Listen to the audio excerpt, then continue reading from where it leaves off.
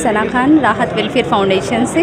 मैं drop out students के लिए काम कर रही हूँ जो 10th और 12th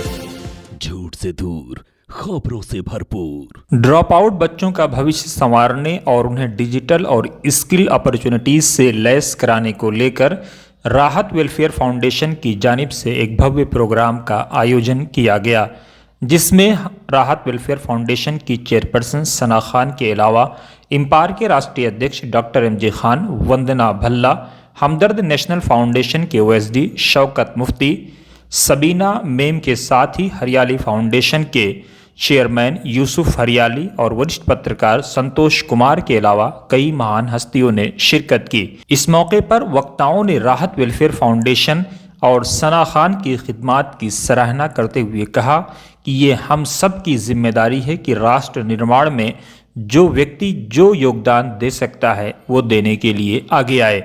आइए सुनते हैं इस मौके पर किसने क्या कुछ कहा। पेश है सीधे आपके लिए दिल्ली से ये खास रिपोर्ट। सना के साथ, इन फाउंडेशन के साथ जुड़ी हूँ ताकि उनको मेंटर कर सकूँ, हेल्प कर सकूँ। उन्होंने बहुत अच्छा इनिशिएटिव स्टार्ट किया है, थोड़ा सा उसको स्ट्रक्चर्ड वे में प्रमोट करने के लिए, getting the right infrastructure. And Covid में हम सब लोगों ने देखा कि कैसे ऑनलाइन एजुकेशन जो है मतलब के ज़रिए हम लोग learning can be available remotely also. तो हमारा ऑब्जेक्टिव है इनके साथ मिल कर के कि ये इसको एक स्मार्ट एजुकेशन सेंटर में कन्वर्ट करा जाए।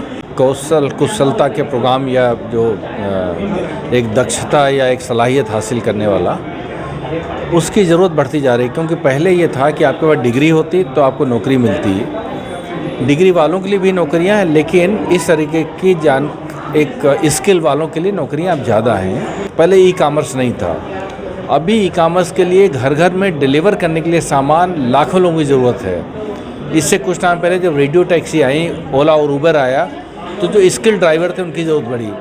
तो नए नए सेक्टर्स में नई नई स्किल्स के साथ में बड़े बड़े एक मौके निकल रहे हैं। मुझे बड़ी खुशी है कि राहत वेलफेयर फाउंडेशन ये बेसिक एजुकेशन और जो वोकेशनल एजुकेशन है उसके ऊपर काम करने जा रही है। और ये जो बैकवर्ड क्लास, अंडर प्रिविलेज जो बच्चे हैं उनको आगे बढ़ाने की कोशिश कर रहे हैं। सो बेसिक ये है कि अपने हर बच्चे को आप एजुकेशन दो। जहाँ आप एजुकेशन दोगे वो बच्चे की सोच बदलेगी, वो कमाई करेगा एंड आगे जैसे बढ़ेगा। राहत फाउंडेशन का ये लोग बहुत अच्छा काम कर रहे हैं। और जो ड्रॉप आउट बच्चे हैं, बेसिकली जो गरीब परिवार से हैं, इनको बेसिकली इनकी पढ़ाइयाँ ख़त्म हो जाती हैं। कुछ फाइनेंशियल रीज़न है, कुछ फैमिली के सोशल रीज़न है।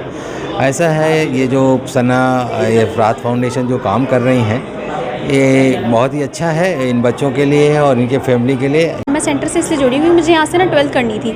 मैं बीच में काफ़ी ज़्यादा बीमार थी तो मैंने स्कूल छोड़ दिया था, और मतलब वो मुझे दोबारा ले भी नहीं रहे थे कि आपने इतने टाइम छुट्टी कर ली है तो आपको दोबारा से क्लासेस ज्वाइन नहीं कर सकते, परसेंटेज कम थी अटेंडेंस की।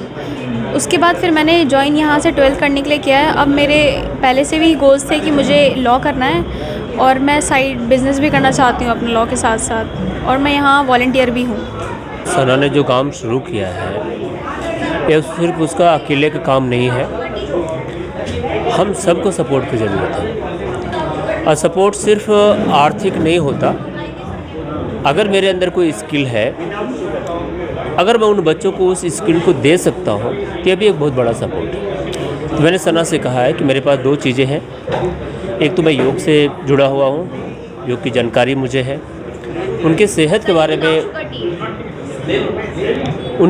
के बारे में जो बेसिक जानकारियाँ मैं देने की कोशिश करूँगा, योग से अवेयर करूँगा। इसके साथ साथ जो टाइपिंग स्किल है ये मेरे अंदर है, मैं उन्हें हिंदी और अंग्रेजी टाइपिंग सिखाऊंगा ताकि वो अपने पैर पे खड़े हो सके।